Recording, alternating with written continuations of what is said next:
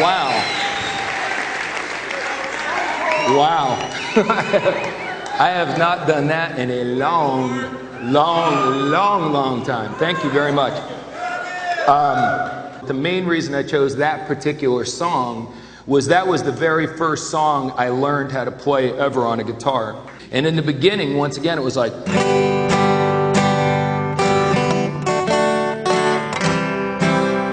Playing guitar is not as simple as it looks. As soon as you start playing, you develop nasty blisters on your finger. And the first time I attempted, I did it for about a half an hour and decided to retire. So it's another classic example of pay attention, get excited, never quit. Pay attention. I had someone who was a great person teaching me. I had to have a lot of enthusiasm about it, but it's the same old deal. I had to get through the awkward phase. And the awkward phase, when you're done with it, you're done with it for the rest of your life. So I got into it. A good buddy of mine said, you know, you sing relatively well. You're always singing in the shower. You're always singing to the radio. You won't stop singing. You know, why don't we make some money with that? You know, I mean, I'll play, you sing, and we'll go to some of the clubs here around school. Now, if you recall, maybe from the accelerations, I was not exactly Don Juan at this point. So my brain said, wow, if I can sing, maybe a girl will go out with me. So, and maybe even do more than go out with me. So I was pretty motivated to learn how to play guitar. And as time went along, we did real well. We ended up getting an audition in the hottest place at the college that everyone went on Thursday nights, which was the big night. And there had been a band playing there for years, and we got an audition night one night that they couldn't make it, and they never got back on the stage in that place ever again. So it was pretty exciting, and then we went to playing Thursday and Friday, Thursday, Friday, Saturday. Got to a point where in the summers through college, I was literally playing 6 nights a week, 7 nights a week, and loving every minute of it. All the passion I had for baseball definitely got wrapped up in the music. And I was, you know, doing my best at writing songs. And I was, if you've been around me at all, I've got a big chunk of yellow in me, a big chunk of creativity. And I was just, it was what I wanted to do. No doubt, done deal. So then I started, when I graduated college, I had to make some money, obviously. And I started my career selling pots and pans and knives and dishes. And, shut up. So I started my career selling pots and pans and knives and dishes, and I liked sales. That's what it boiled down to. Now I look back at it, why was I trying to sell a set of cookware to people who already had cookware? Don't really know. If I was going to sell a set of cookware, why was I trying to sell a $2,000 set when most people paid under $100 for theirs? Don't know. Okay, but that's what I was doing, and I got into it, and I got relatively good at it, and I just loved the competition. I loved the buzz of being in an encounter where I could either make it happen or not make it happen. It was man on man, mano a mano, whatever you want to call it. I just enjoyed sales. So I started doing relatively well, but it was by no means a passion. So I was in that company. And there was a gentleman in that company who was the vice president named John. I won't say his last name. And I started developing a great fondness for John. He was probably my first business mentor.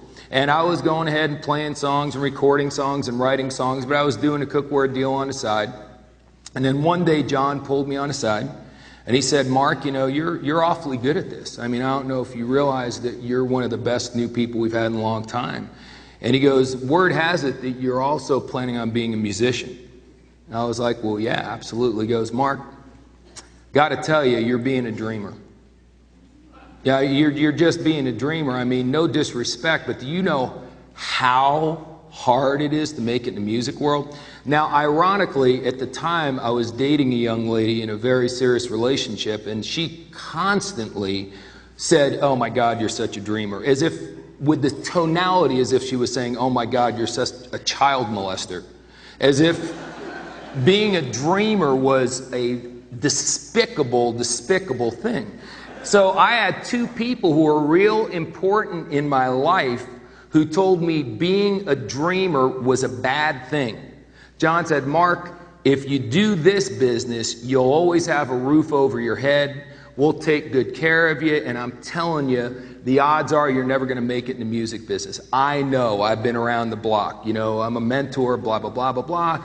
and that was pretty much the end of my music career. Now, that was my choice. I'm not being a victim right now, and I'm not blaming him. But obviously, looking back on this 25 or whatever years ago it was, how many of you think John had a motive? What was John's motive? To keep me in the company so he could keep making an override off what I was doing. But I was so naive, I didn't get it. Now, let me share this with you. Most dream stealers, because that's what he was in my life. He was a dream stealer. And where would I be today if I didn't have him in my life, or if I chose not to listen to him? I have absolutely no idea. Where would my music career have gone? I have absolutely no idea. But my whole life is filled with what if, what if, what if. And so many times it's what if. I remember going to an Eagles concert of all things. The Eagles, the last concert they played before they broke up in the 80s was at the Yale Bowl, I believe, and it was 70,000 people, and I was actually at that concert. It was incredible. And then that was, no one knew, of course, that was going to be the last concert. And then they split up for 13 years, and they said they'd get together again as a group when hell froze over. Hence the album Hell Freezes Over. And they came out with their new album, and they were playing all over the country. I saw them 3 times, but the one time I saw them right in Texas Stadium, where it seats, what, 40, 50, 60,000 people, whatever it seats.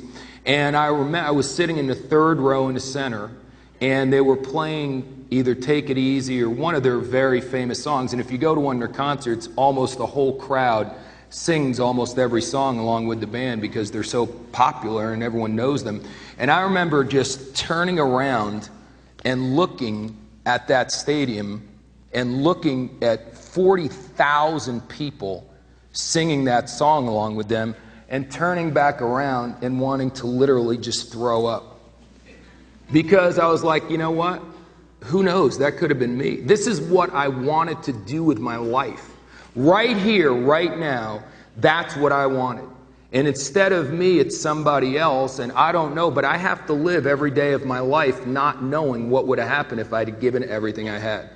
Now, I'm not saying this to make you feel sorry for me. I'm saying it because dream stealers, and you need to listen to this closely, are usually people that are very close to you who love